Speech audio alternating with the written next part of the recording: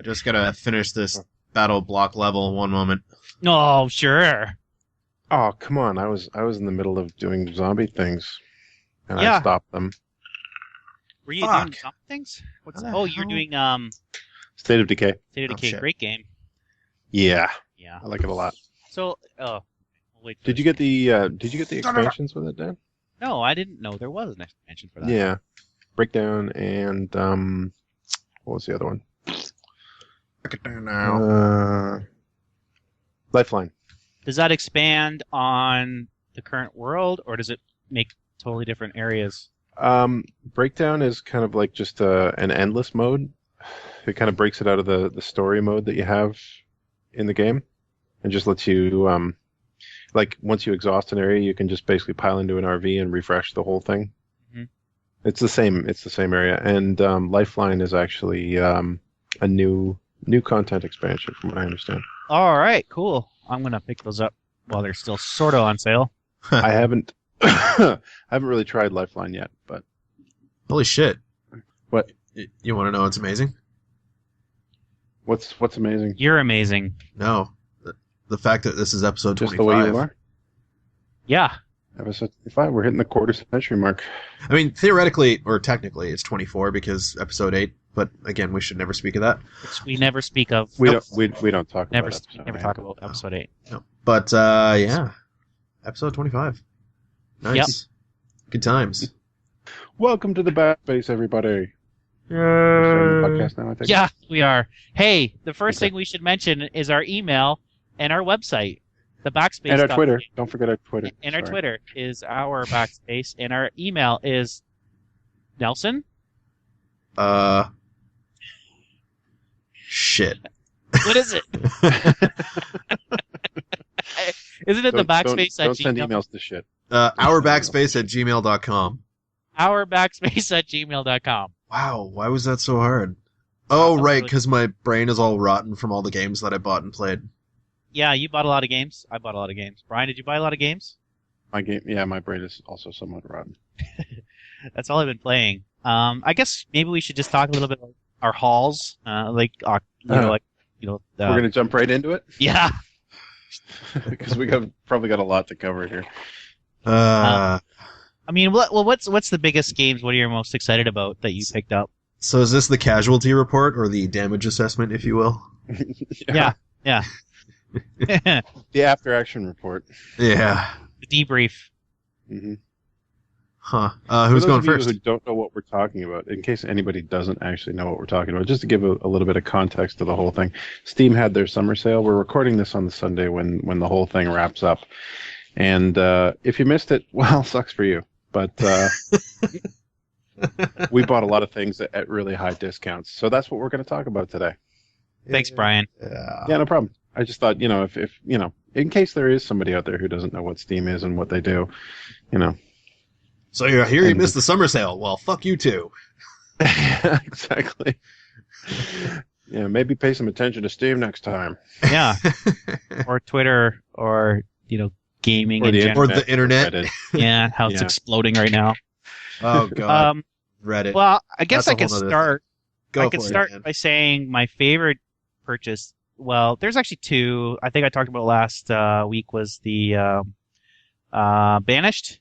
Vanished. Pretty good game. It's along the same line of Age of Empires. You start off and you kind of build your little town as it kind of goes up. Very, very hard, extremely hard. I'm going to put the video on the website this week. Oh, nice. And if you don't survive the first winter, that's it. And I've got a couple videos where it's just 5 times in a row. Like, oh man, I just can't get through the first winter. But as soon as you make it past the first winter, it pretty much steamrolls after that. So you Nice. start off with nothing. My second favorite game I purchased, which was a real surprise, was the Secret World. A game I had absolutely no intention, even though it is an MMO, no intention of purchasing.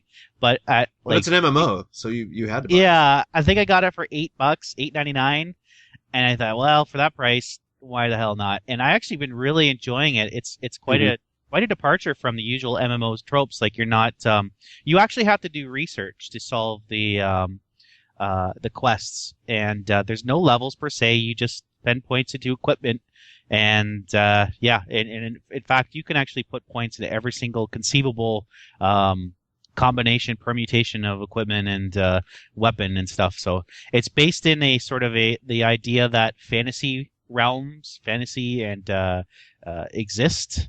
So I'm starting off in a starting area where I'm being invaded by zombies. It's actually a lot of fun. I'd say give that one a shot if you thought about Secret World. And yes, there is the one thing most people take away from the Secret World is the blowjob scene. Wait, what? Yeah, I'm not even touching that. you get skull at the beginning. Skull fucked?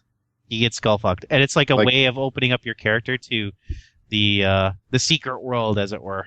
So, yeah. Video games, everyone. Video games. What else? I also picked up You Need a Budget. Yeah, that's not a game, is it? Nope. Didn't think so. I find it highly ironic that Steam sells many copies of that during the Steam sale. I do too, and I embraced it, and really great. Actually, it's a really great program. So is your life budgeted out now? Yeah. Are you on your road to riches? No. Oh. It's telling me I got a long way to go. Grueling, work-based life. And do you get achievements as you start to pay down debts? What's that? Do you get achievements as you start to pay down debts? That'd be awesome. But Wouldn't no. it? Oh. Yeah, that'd be great. Basically, the idea of You Need a Budget is they don't worry about your past. You just start from today, and you start your budget today. So they don't care about what you purchased and what your debt is. You just it starts you off today, and it's based on it's like the what do you call that game theory idea of doing budgets. It's actually pretty interesting. So I'm going to try that, and I'll let you know how it is. And nice. Yeah, it's a bunch of tons of other games. I'm not going to bore you guys with. So what was your total? Let's hear some numbers here, Dan. Well, how many games did you buy, and how much did you spend? Oh my God. 10, 12, 14, 16, 18, 20, 22, 24, 26 games. What? Yeah, including so Rage. I don't want to rhyme them off because it's too boring. Nobody needs to hear that. But yeah, I got like 26 games. All together, about 140 $40 ish. Okay. Yeah, about there. Any major disappointments in that batch? Awesome. Awesome Nuts? Yep, and Spore. So Awesome Nuts because I thought I thought it was going to be I don't know. I thought like Psychonauts, but like in it's sort of a serial. Like it was. I mean, I probably should have done my research on that. Of course. Nelson has a funny story about that, actually. Yeah, I'd like to hear it. I bought Psychonauts thinking it was Awesome Nuts because I didn't do my research. So we both ended up with games we didn't really enjoy. Oh, I didn't really want that one. I didn't want So, sorry. Awesome Nuts. Just getting back to that. Awesome Nuts is the 3-player MOBA. Yeah, it's a team MOBA. So 3 people per team against team versus team, and you just kind of push. And it's one map, and it's not that exciting. You got to pay to unlock certain characters and power ups and level ups. Just a lot on the same lines of Dota 2. So that's what it is. I didn't expect it to be that, but I'm willing to give it a go. If you guys have it, I'm willing to give that a try. Well, Nelson almost had it, but yeah, almost until quite I happen. totally fucked up, and And Spore, well, I kind of wanted to see what everybody was talking about because I mean, it did look very intriguing. And you wanted to create some giant dick monsters. Yeah, floppy dick monsters. You get to a certain point, a certain epoch in that game, and then it gets stupid. It gets really dumb.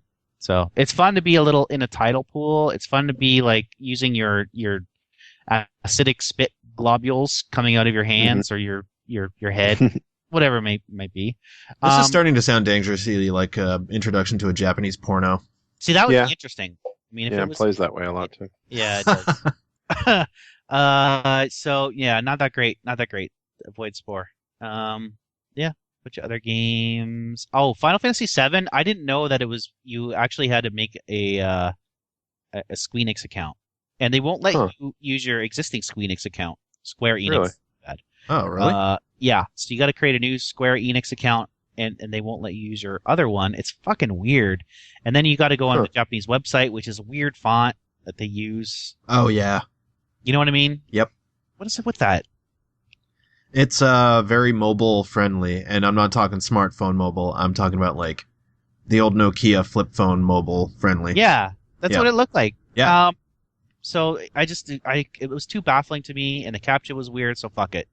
That's stay Was the forever. captcha in Japanese by any chance? Yeah, or something. All right. Kanji. Okay, that's all I'm going to ramble on about for now. I want to hear about you guys. You want to go first, Nelson, or should I? Sure, I'll go for it. So I'll start out with the numbers. Mhm. 26 games. Okay. Yeah. Around $150. Oh, okay.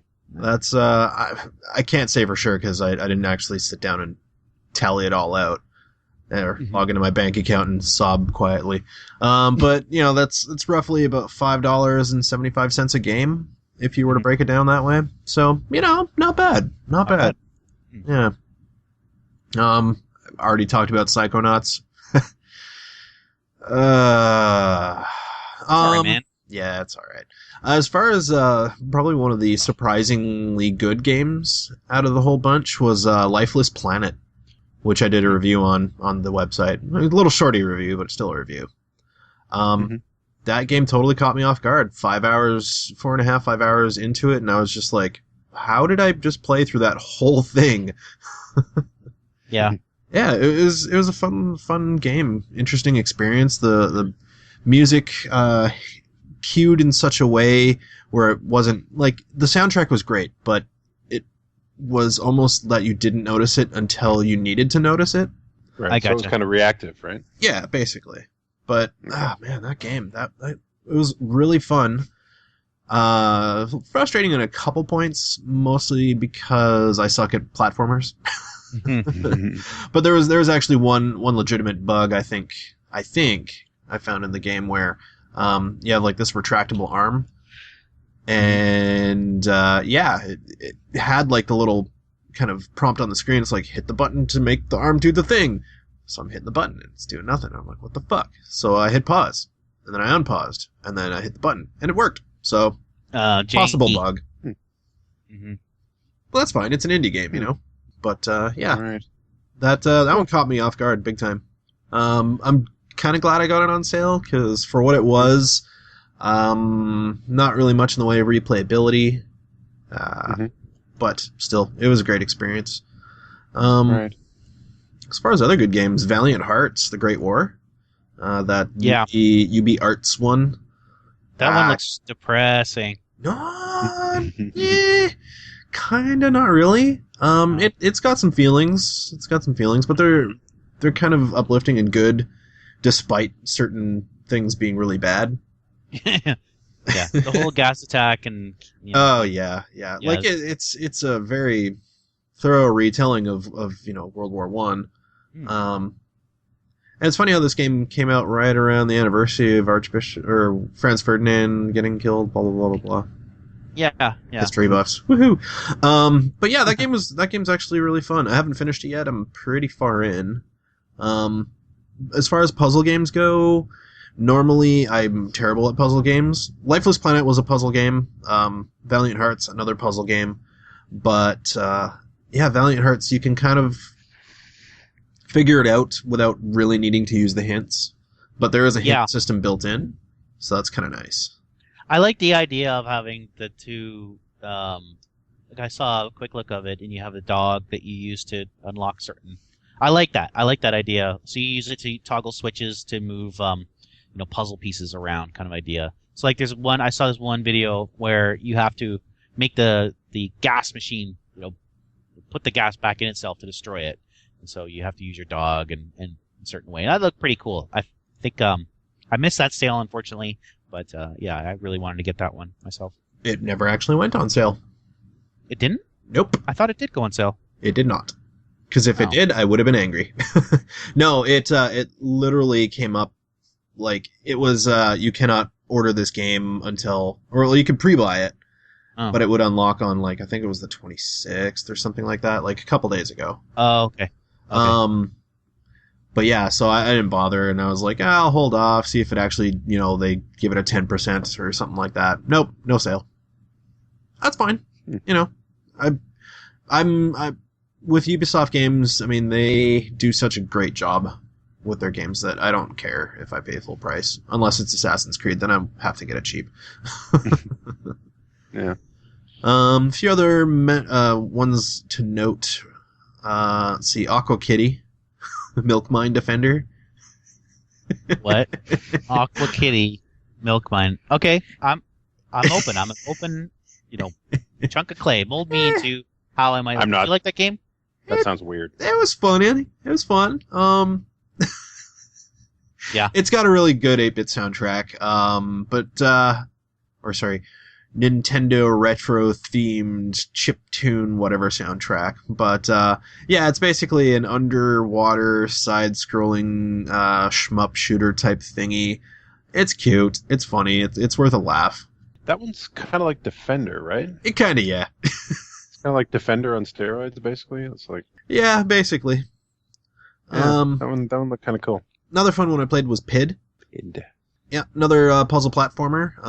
You basically evade the big bad robots, and you shoot or you drop little kind of orbs of light that you can use to kind of levitate you to different portions of the levels and stuff like that. It's a really trippy, weird art style, but it's pretty.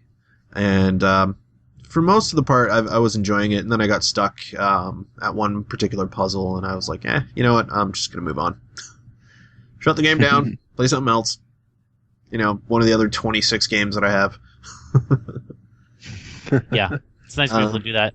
Are you not a little bit bored of the pixel art retro theme? I mean, we're kind of getting... Not if it's done well. I thought Scott Pilgrim's video game was the best thing to come out of that whole franchise. I wish that game would come out to PC, because I want to play it. It's quite good. Yeah. Yeah. It looks really good. I'll probably be tired of it after Binding of Isaac Rebirth launches, but not before then. Yeah. That's why I want to check out Shovel Knight before the burnout really hits. Because that game looks fantastic. Yep. Yeah, I heard good things about it. Mm-hmm. And lastly, Battle Block Theater. I started out last podcast kind of mentioning that I kind of didn't really like it, but I was playing it in the wrong mode, basically. Story mode was the way to go. And then Brian and I did some fucking co-op last night. That game ruins friendship. Oh, really? Yeah. Oh, yeah. It's basically screw your neighbor the game. Yeah, we were kind of trolling each other. A little bit. I mean, hard. the penalties for failure are pretty minor, right? Yeah. So that leads to an arena where occasionally you just get it into your head to screw somebody over. How many people can play that at once? Is it just 2 players? It's a two-player co-op. Well, you can play 4-player if you're doing competitive multiplayer. Oh, okay. But the co-op only supports 2 players at a time. It's fun. But yeah, that game was a lot of fun. A lot of oh god, my sides, they hurt so much laughter. Yeah, that in co-op. The writing is fairly sharp, and the voice acting is pretty funny too. It's got some fairly juvenile humor in it, but it kind of works in the context of the game. Can you guys put a video? That'd be awesome. I really wish I was recording last night because it was hilariously funny. Yeah. Yeah, but we were see if we tripping can over do each other pretty good. Oh yeah. We'll put something together. Cool. So how about you, Brian? How about me? Let me see here. I spent, 8, 45, 60, about $63. Okay. I got 9 games, so I bought a fair amount of DLC though. So I bought some cheap games. I bought some games that included DLC. Oh yeah, I bought DLC too. I forgot about that. Yeah. Going chronologically, I bought Gunpoint. Gunpoint, which I really, really, really like. I got that one for $2.49.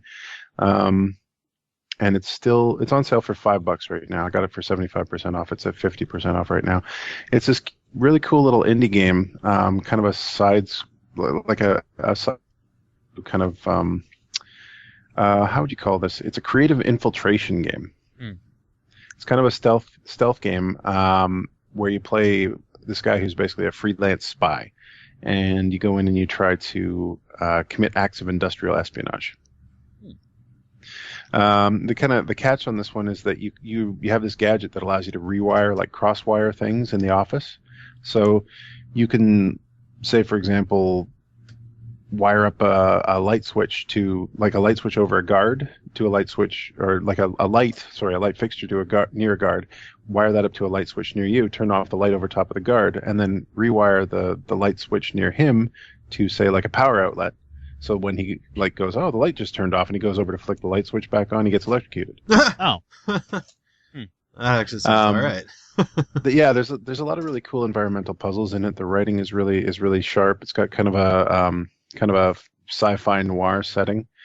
Yeah, it was a really good purchase. I think I got it for $250, and I really enjoyed it. I haven't spent a whole lot of time with it so far, but yeah, it's been a lot of fun. Let me see, what else do we have here? Next thing I bought was Hard Reset and State of Decay.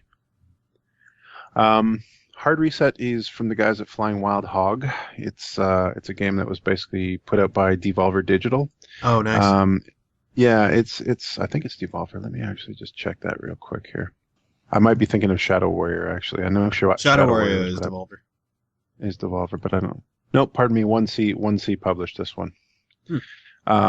It's by the same guys who made Shadow Warrior, but it's published by a different company. Hard Reset is kind of a cyberpunk first-person shooter that basically, it's like kind of a lone soldier thing. You're fighting your way through this city that's basically been taken over by robots.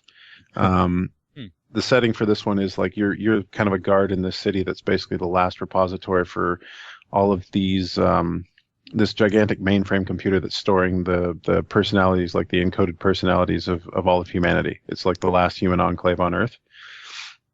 And the robots are coming in to try and take it over because they believe that this mainframe is something that they can use to heighten their consciousness, basically. So, yeah, you're basically fighting your way. They're invading. You're trying to fight them off. And the catch to this one is you only actually have 2 guns in this one, but you can buy various different kind of upgrades for each gun. Like there's one energy gun and one sort of slug thrower type gun. But you can change that so that the slug thrower is like, it can be an assault rifle, or it can be a sniper rifle, or it can be a shotgun, or it can be a rocket launcher kind of thing. And you can add on various different sort of special effects on top of that. It's a throwback to the really old school first person shooters, like health pickups on the ground, no regenerating health. It's kind of like one of these everything kind of pops in front of you and you madly run backwards shooting at it kind of things. It's kind of like a Serious Sam almost. So yeah, that one was good. Spent a bit of time with that one. It's a pretty tight game. The controls are great. The visuals are awesome. And yeah. My next purchase was State of Decay. State of Decay was one of my top 3 games in 2013, if I remember right. And that was when I played it on the Xbox 360. Okay, yeah. That's why I thought it was a little odd I saw you playing. I'm like, didn't he already get that one? But yeah. Okay. Yeah. It's a game. It's another one of those games that I've doubled up on. Like there's certain games that I have on both 360 or PS3 and PC. And I picked it up on PC because the development has actually gone quite a ways forward since the last time I played it. There's been 2 add-ons, Breakdown and Lifeline. Played a fair amount of Breakdown. What Breakdown offers basically as the game is that it gives you kind of an unlimited mode. One of the things I liked about one of the things I didn't like about State of Decay in its original form was that everything's very finite. Like the world, like once you sort of harvest all the resources out of the world, you can't just kind of keep playing. Yeah.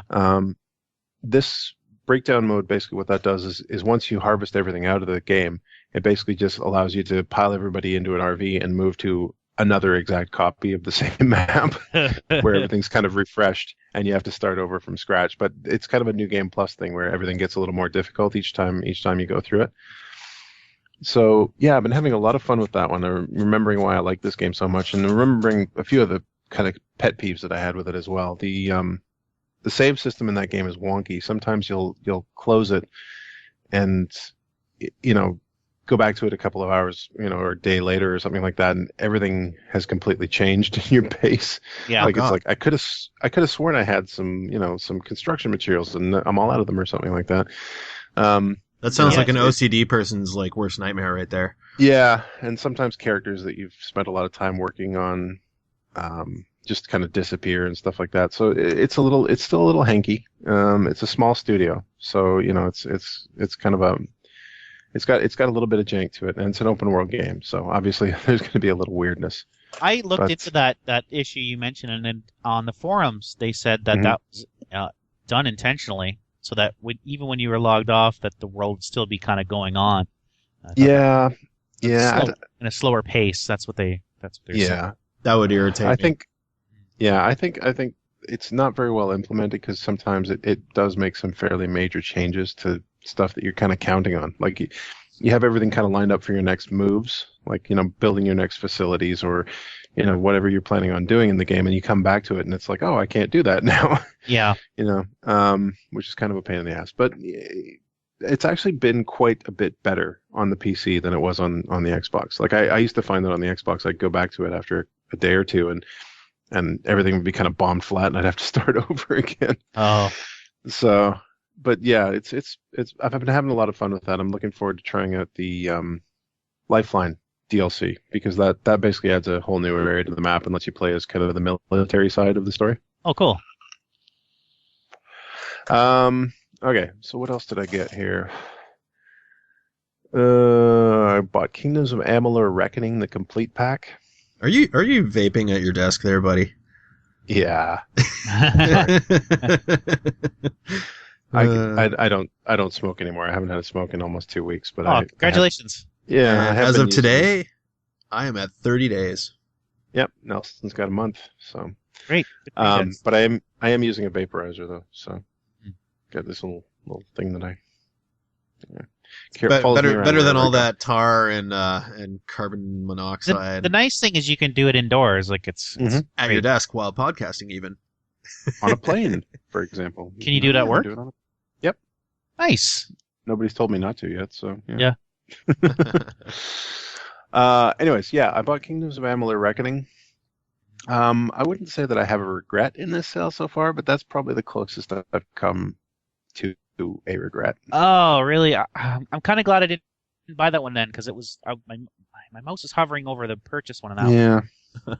It's not anymore. Salvatore. I thought it had everything going well for it. It had Todd McFarlane and Ken Rolston, who did Elder Scrolls. Like, just big players behind that game. Yeah. I played a bit of it so far. I haven't gotten very deep into the storyline yet, but it seems to me that it's an action game kind of masquerading as an RPG.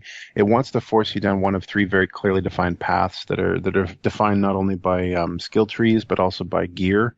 Oh. It wants you to be like a magical damage person, a rogue type, like a sneaky guy with a bow, or an armored guy with a sword. It wants you to be one of those three things. Okay. So, so far, I don't know. The animation and the models don't really kind of jump out at me. They look like this is a game that was in development for a long time, and I think it was originally supposed to be kind of it was originally like kind of cut down from a product that was supposed to be like an MMO to compete with WoW. Oh. And it kind of looks like it. Like a lot of it looks very WoW-esque. Like it's got kind of a cartoony sort of animation system. Everything's very colorful. And this bit of a glow sort of effect to everything. Yeah, everything has mad bloom on it, and the combat is decent, but there are some pet peeves. Like your character equips a shield, right? But it's the kind of thing that only gets pulled out like when you block. So you can be dual wielding daggers, and then all of a sudden you hit the block button and he like pulls out a shield out of nowhere. Dumb. Yeah. So he doesn't even have it on his back? No. Dumb. Magic shield in the bag of holding. Wizard did it. Yeah, exactly. So, I don't know. I'm gonna stick with it for a little while longer. The first impressions, like I did the kind of the traditional origin section of any RPG where you kind of find out who your character is and what it's about. And I've done that part. I'm kind of moving towards the point where the world kind of opens up in front of you. But yeah, my reaction to that hasn't been terribly positive. Mhm. The next thing I bought was the Bureau XCOM Declassified. Yeah, Oh, nice. that had mixed reviews. That had Yeah, yeah. yeah, and I'm kind of an XCOM completist, so I wanted to at least get some time in with this thing. I can relate. It's basically like story wise, it's kind of like Mad Men meets X-Files kind of thing. It's got it's the standard sort of 60s kind of government thing like Doctor Strangelove where everybody's sitting around in big rooms around round tables and discussing things and Everybody's smoking a cigarette. yeah, everybody's smoking. So that was fun to play when I'm trying to quit smoking. So. Yeah. Yeah. But the gameplay kind of turns into sort of a cover-based third-person shooter with some squad elements in it.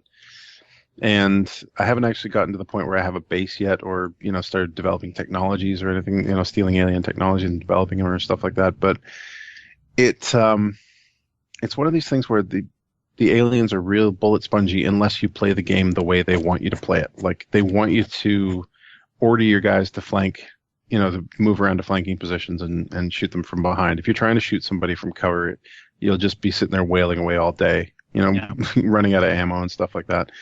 So it's another one of these games that has a very, very sort of specific mechanic in mind and forces you to kind of play that way. Yeah, that's unfortunate. I don't like Yeah. it. Yeah, that's too bad. And I mean, it deviates enough from the sort of the standard, the kind of the XCOM that I'm used to, that it's kind of hard to see how it's connected to the universe at this point. But I haven't really gotten that far into it, like I said.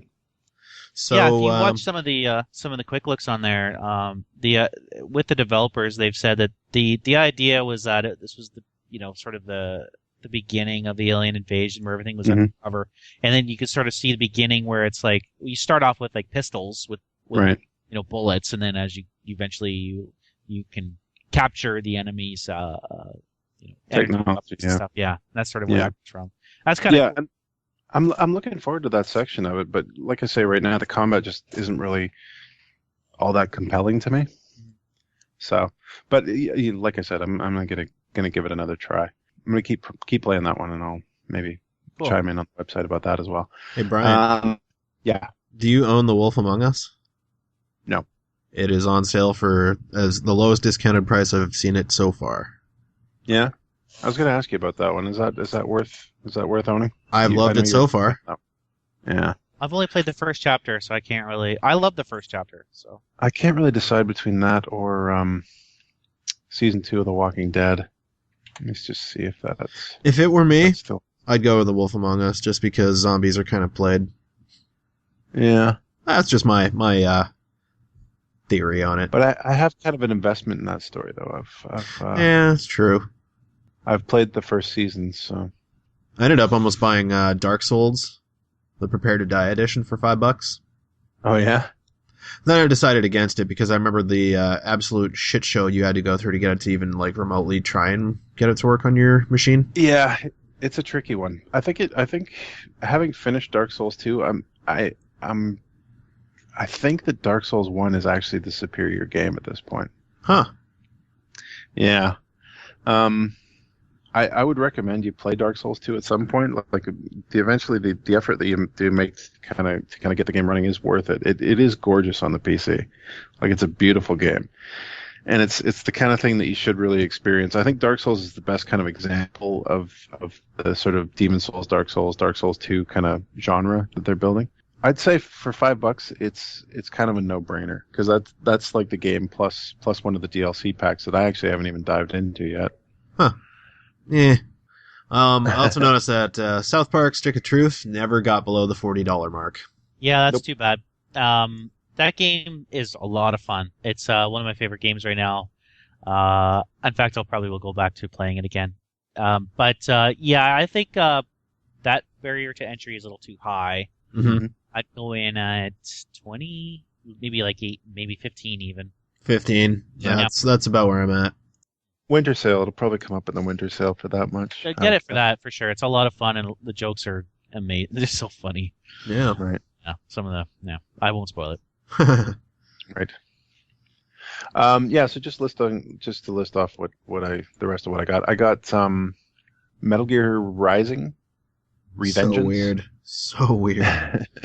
I got the Can't Stop Laughing bundle, which included Battle Block Theater and Castle Crashers. Oh, nice. Yeah, that was Castle Crashers is kind of fun. Yeah, I was looking at buying Battle Block, and then I guess Castle Crashers went on like a daily sale. And Castle Crashers was like 90% off, and that discount applied to the Can't Stop Laughing bundle as well. So I was looking at Castle Crashers for like $375. I ended up buying the Can't Stop Laughing bundle for $280 something. Nice. So I got Castle Crashers for free basically, and I got 80 cents off Battle Block Theater. Nice. Yeah, so that kind of worked out all right. And the last thing I bought was Shadow Warrior. Yeah. I bought it. The intro that made you get that one? I'd heard a lot of good things about The it. 80s music. Yeah, you got the touch. That's awesome. You got the touch.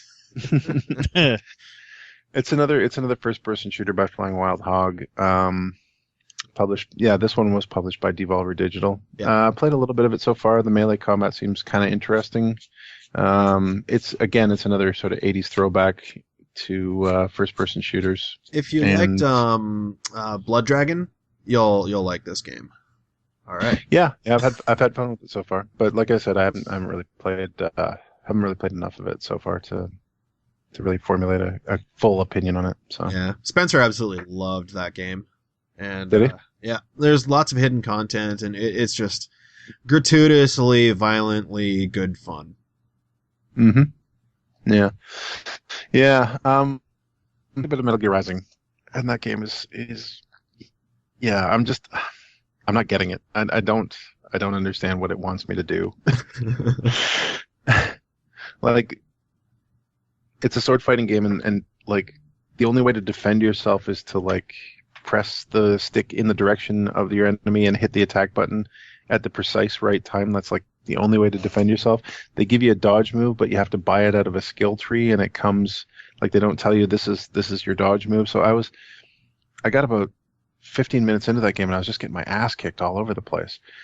But I got to say, in terms of the amount of sheer insanity that goes on in the boss fights in that game, it is truly a platinum game. Like, it's Platinum. These guys, they make some crazy stuff. I really liked one of the games they put out on the 360. Vanquish was one of my favorite games of, I think it was like 2012 or 2011, whenever it came out. And they did Bayonetta as well. Right on. So yeah, it's a crazy game, but I'm not getting it yet. And I watched a couple videos, and I've seen some areas where, this is how it's supposed to work, but they don't explain it to you very well. I'm gonna jump in and give it another try.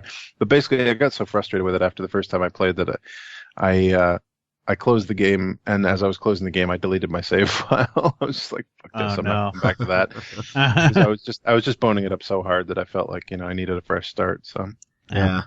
All right, let's good. Let's good. How do I What does that mean? segue? Is there any news we want to talk about?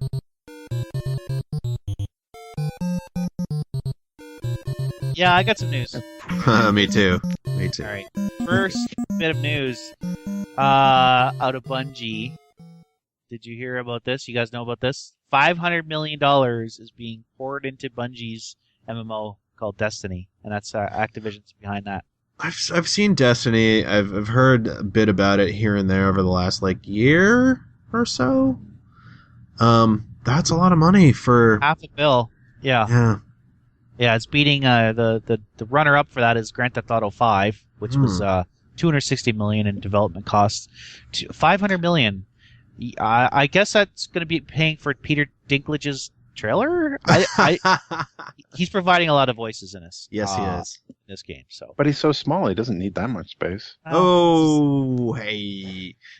Wasn't even gonna go there. Well, that's on my head, too. he did originally, do voice work for like Seinfeld. Mhm. So yeah. Hmm. Anywho, Yeah. That's- Anyway, that's crazy money. Yeah, Crazy 5 years money. in development, still no release date on the horizon. It's it's turning into a Real what hot do you call banana it? of a game. Yeah, a real They- hot banana. Okay. I thought they showed that a bunch at E3 though, wasn't there? Yeah. They actually Yeah. they had a bunch of events. E3 There was an open 2013 beta and too, wasn't 2014. Yeah, there's an open beta. There's an open beta right now. Is there an open beta? Very open. Oh, okay. I Well, don't know. scratch all that then. Scratch what I said. It's gonna be awesome, you guys. It's gonna be but the thing is, the fact that it's $500 million for these. Like, did we not learn our lesson from Knights of the Old Republic? Like, that's The Old Republic. the Old Republic. Yeah, take the Knights right off there because Knights of the Old Republic are good games. That was a good game. What do I have to say about this? I don't know. It's a lot of money. It's a game I'll never play. It is. I will have to play. I can honestly say I will never play it, but yes, because of the Yeah. type of game it is, you will absolutely have to play it. I have to. And I wonder if they're going to charge you like $100 just to like start playing it, just to maybe try and earn some of their money back. Maybe. Yeah, well, probably. Because they'll probably offer things like the lifetime subscription pack, like the Old Republic did, and which I think costs like $500. Or in this case, they'll Remember probably we charge played- you like 10 grand. Paid for the champions. No, Hmm. we'll see. We'll see. Okay. I don't know. That's really that. Wow, that was a shitty little bit they just did there. I went really nowhere. So that was all nice. right. All right. All right, that's all I really got. Like, well, did you guys hear about the Sniper Elite 3 Steam keys being revoked? Huh? Yeah, I heard something about that. Yeah. Yeah, even on Valve, because I guess what happened is a bunch of them were stolen from Rebellion and sold to Valve through a party that was trusted. So Wow. so people who bought Sniper Elite 3 on Steam had their licenses revoked. So yeah, that's pretty shitty.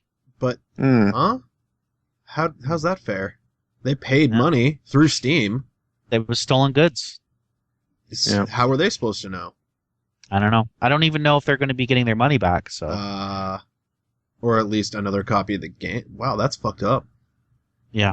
Yeah, Crazy. it's pretty messed up. So What else do we got here? Here's a funny one. So, you can literally now have sex with your iPad. oh yeah. The company heard about behind the flashlight now makes an iPad case that holds a flashlight. They even have a little ad up on Vimeo. It's safe for work, oddly enough, God. where you can hook up your flashlight to your iPad in this case, and And fuck your Give her. iPad. yeah. So I watched is the idea that you're supposed to be watching something titillating on the iPad while you do this? I watched the ad, and it was actually kind of funny. Yeah, because he's talking to his wife like, "Hey, I just arrived here. Let's do the hibbity dibbity or whatever." No, they- no, like, FaceTime. Yeah. they were on FaceTime, and Gotcha. it's like, sorry. But that would be totally blurry for the other party. Like, they're not going to be able to see anything. She's like, oh, thanks for this wonderful lingerie you bought me. He's like, yeah, you Yeah. should totally try it on. She's like, what do you mean right now? And he's like, yup. And that's Yeah. when they cut to the scene of him attaching this thing to his iPad. Yeah. my God. And the it was dubstep music. Yeah, Oh Yeah. God. $25. Did they make a female version? Rumor has it they do. I don't know. I kind of researched this a little bit too far. Went onto their blog. That's Well, impossible, Nelson. Okay, the Verge article linked to their blog, so I went to their blog and then I watched the video and I was like, "Oh, that's interesting." And then I saw at the top that there were links to like his, hers, add-ons, and I'm like, "Jesus Christ, how?" I thought the fleshlight was just like, the tube that you fuck. But apparently there's a lot of little kits and add-ons and all these other things for it. I was like, God damn. No, I did not order one. Thank you very much. But wow, they, kudos to their marketing group because that's hilarious. We're talking about it. Ingenuity. We're just one step closer to dildonics being a reality. Right? Teledildonics. Teledildonics. The only other bit of news, which I don't know if I can even accurately talk about it because I really haven't read much into it, is the Steam Summer Sale, how they had the teams and whatnot, right? I was Team Purple. Yeah, Team Purple. I was Team Pink. I was Team Red. You were Team Pink, aka Rage Flip the board over. That was awesome. Yeah. Yeah. So apparently Reddit was controlling the who won. Yeah, I heard about this. And they basically got it to the point where they were able to control the ecosystem so much that they were able to make Red win 3 days in a row, and they could have kept going, but Steam added in a few extra little things to make that not possible. And if you didn't notice, we never got to the end of the board because Pink raged out and flipped it over. There were still like 2 or 3, I think 2 slots left. So there was no actual clearly defined winner. It was just like, fuck this. What do you mean exactly when you say flip the board? I'm not aware of what's happening here. Oh, you didn't see that on your Steam page. Yeah, if you fired up Steam, went to the store, they showed like the progress of the board with the little pieces on it. Yeah. There was one where Pink flipped it over. Actually, if you go to our Twitter feed, I tweeted it out earlier. Oh, okay. Like literally flip the table. Yeah. Just flipped it over, and that was the end of the game there. I didn't get any free games, so I don't really care. Me neither. Even for 3 days in a row, I didn't win shit. Yeah, no. I mean, when you think about it, there was I think 7.5 million active Steam users at any given point. And when you divide that up onto how many teams there were, to how many people are on a team, the odds of winning is, kind of like winning the lottery. Not only that, but you actually have to be a contributor. So you had to like assemble cards or badges and stuff like that. And yeah, contributed. Huh? Yeah, like if you bought a game, boom, you helped contribute to your team. But I crafted a badge. Nice. Oh my God, Spencer contributed 68 points. Do you want to know how many I contributed? 81. Wow. How do you even see where you contribute? If you mouse over in there, Dan, 0 points. Really? Yeah, if you go to your profile, you get it shows your color team badge. If you mouse over it, it tells you how much you contributed. How the hell did you contribute 181 points? I did some things that I'm not proud of. You bought some shit? Oh dear. Okay, I put up a whole article about the psychology of the Steam sale. On the Backspace. It's on our website. You can go check it out. Yeah, Backspace.ca if anybody's interested. But yeah, I put up an article about the whole psychology behind it and whatnot, and the things that were involved in actually getting points and whatnot.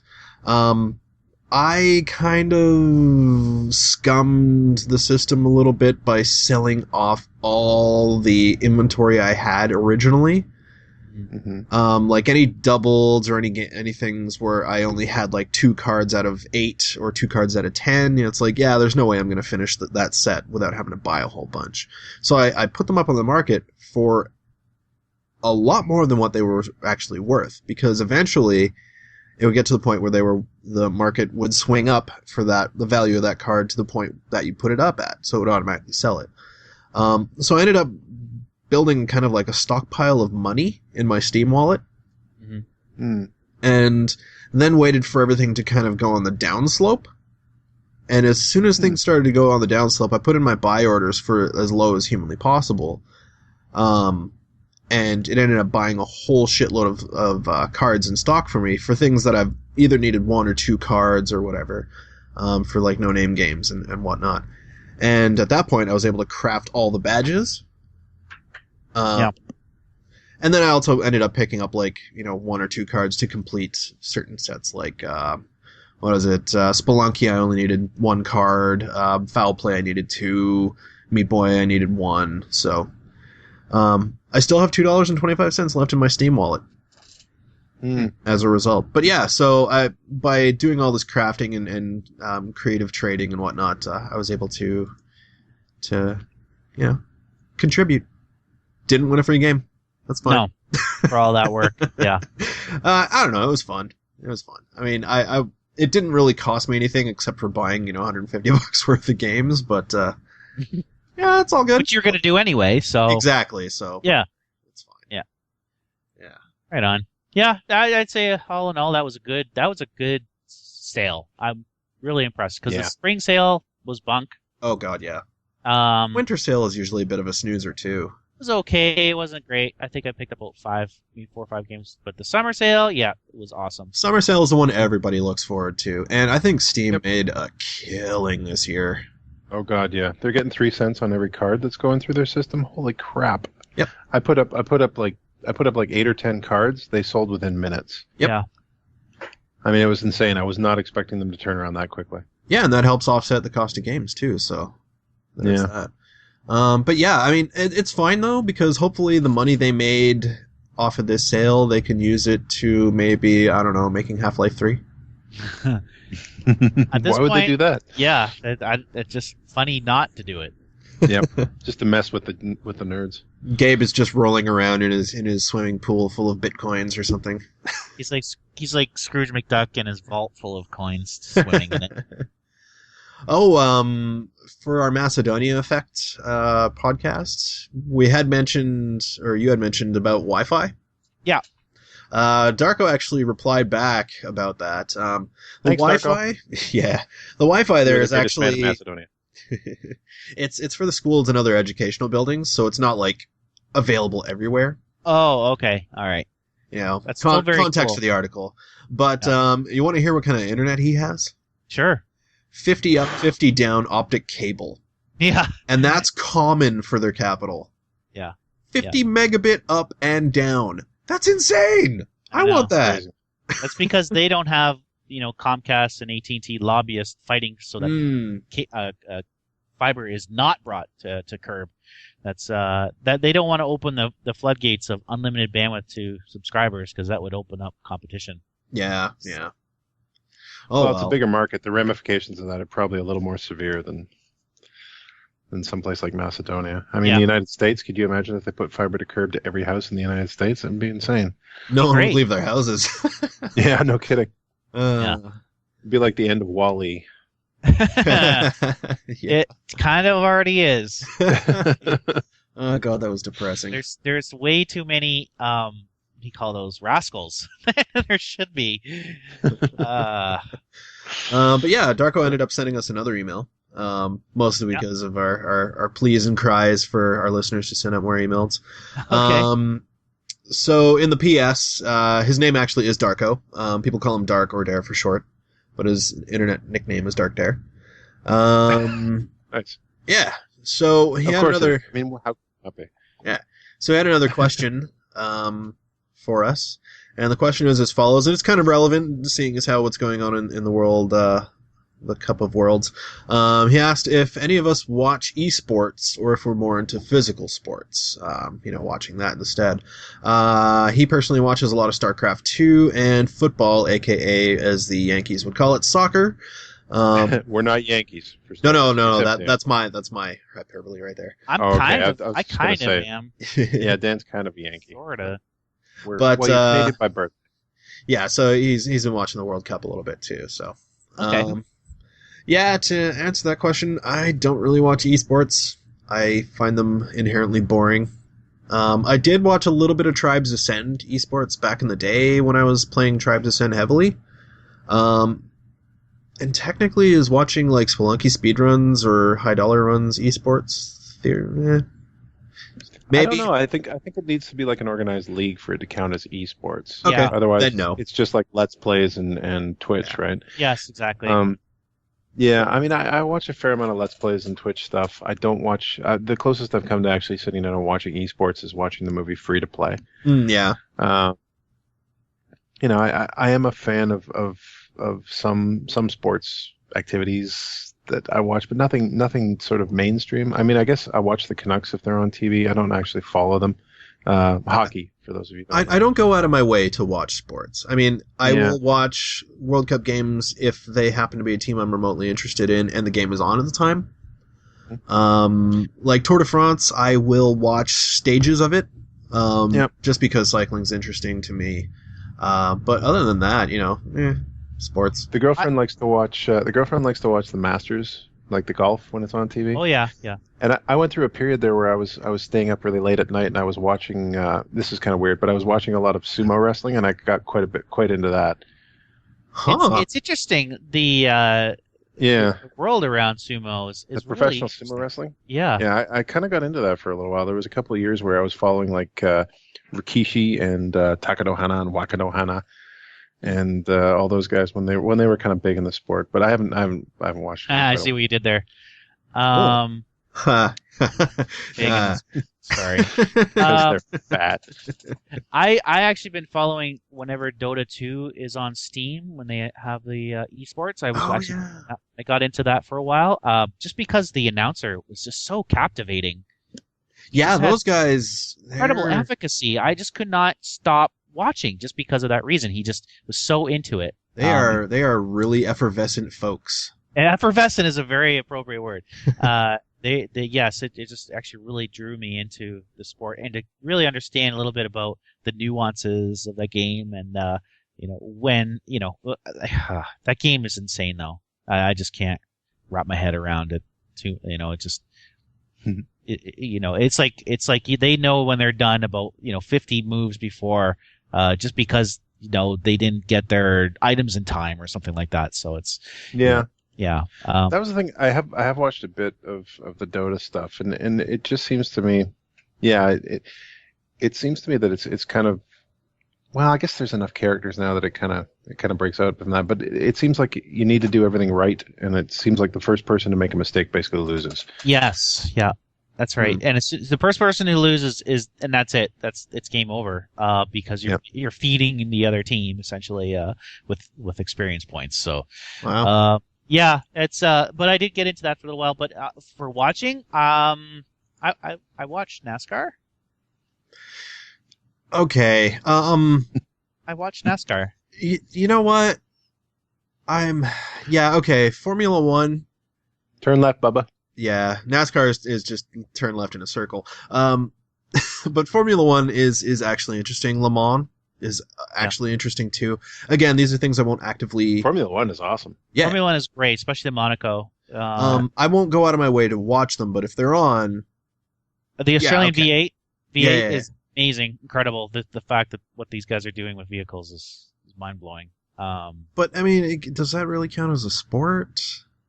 That is a question. These guys. I mean, they are technically athletic. I mean, to drive a Formula One car at the speeds they do, you have to be really fucking good at it. Yeah, So you really do. I think, you know what? Okay, for the sake of argument, yes, I'll call it a sport. Driving is a sport. Watching other, not really. I mean, I do watch a little bit of hockey, like Brian, but I don't really follow it until the end. Mm-hmm. Yeah, I mean, like, say for example, if the Canucks get into the Stanley Cup Finals, then I will have a little bit of interest in it, but still. Which they're not going to do. No, God, no, not in our lifetime, unfortunately. Sorry. But yeah. Oldest team in the NHL without a Stanley Cup win. We did win a Stanley Cup Well, when they were the Vancouver NHL. Millionaires. Since they were in court, since the team joined the league in 1970, they're the longest running team. The Vancouver Canucks, not the Vancouver Millionaires. I know we have won a Stanley Cup, but I'm just saying. The Vancouver Millionaires, back when there were 4 teams in the league. Yeah, we're the oldest team in the NHL without a Stanley Cup. Right. So it's frustrating. A little bit of information about Vancouver in case you ever wanted to know. Mm-hmm. Yeah. Sports. At least in Toronto, they can point to a time when their team was good. Yeah, in the 60s. We can point to a time when our team was almost good, and then we had a riot. Well, it's twice now. Twice. They're in the 94s, and then what, the 2010? 2010? Something like that. 2011? I think Yeah. it was. Either way. Fuck Yeah. sports. Yeah, so hopefully that answers your question, Dar. Thanks, Darko. Darko. Yeah, and you know what? We love answering Darko's emails and stuff, and we will continue to answer them as long as you keep sending them. But Yep. don't make him be the only one. Right. I mean, the dude is doing all the heavy lifting here, guys. You guys can send us an email or a tweet or post on the website, and we're very responsive to people. That's what we're trying to demonstrate here. Mm-hmm. Yeah. Yep. We like people. We do. We're people. Mostly. People.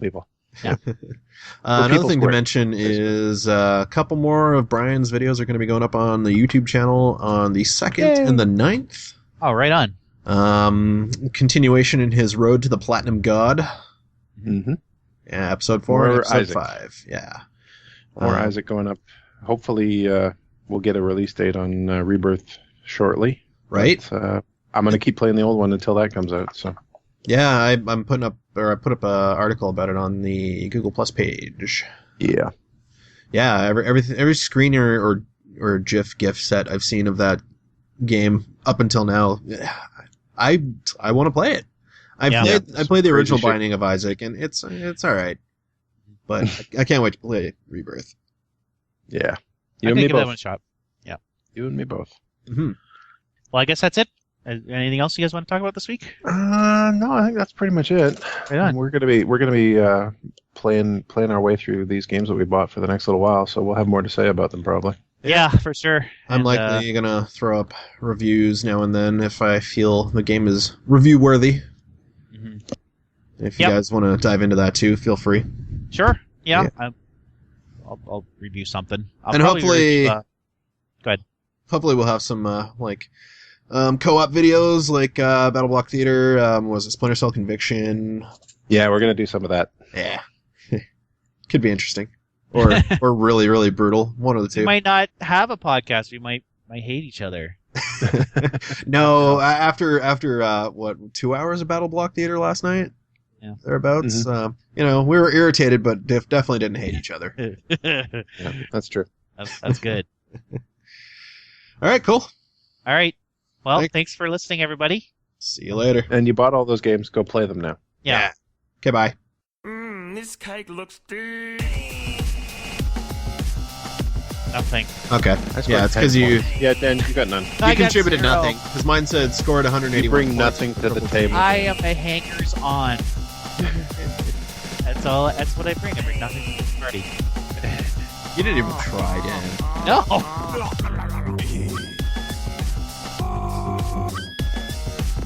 Is All that floppy penises? is Big that floppy penises.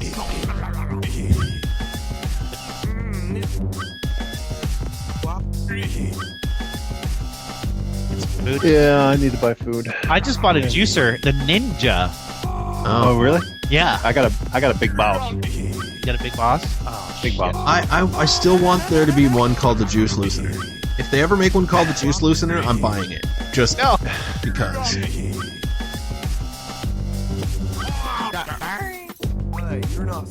Like, here's the stuff that you're supposed to throw away, and I'm like, fuck you, I'm not throwing it away. I'm gonna try that. And Yeah. like, oh, okay, that's why you throw that away.